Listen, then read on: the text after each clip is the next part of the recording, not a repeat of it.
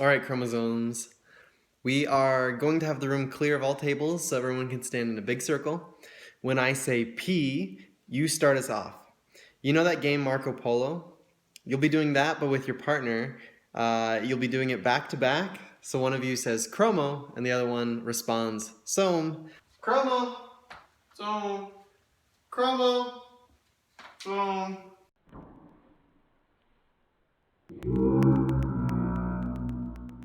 Okay, so when I say P, you go back to back with your partner and start saying your lines. You are to clump together in the center of the big circle that the rest of the class is making. You say your line 3 times.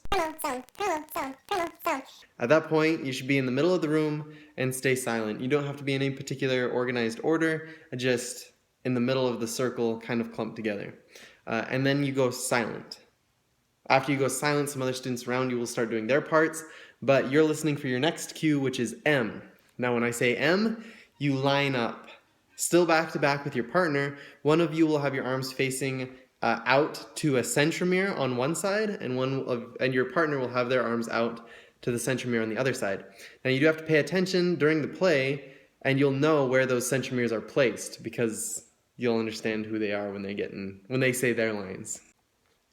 Now, when I say A, you start being dragged in by the centromeres. This is where you split from your partner. No. And you group up with the other halves that are being pulled to one side of the cell. The other halves of the chromosomes. And you guys will kind of clump around the centromere that you guys are being pulled to.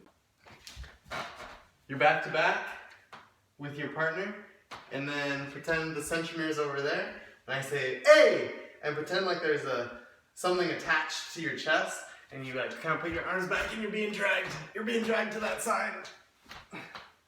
And you're done at that point. So, just so we're all on the same page, this is what it's going to look like if we were viewing the room from the top down. So, when I say P, we're going to have our first characters move in, our chromosomes.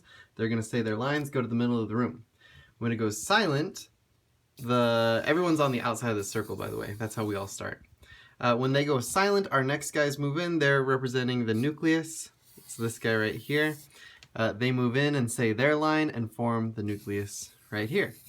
And after they're done, we have our centrioles over here. And that's when you guys say your parts and divide onto opposite sides.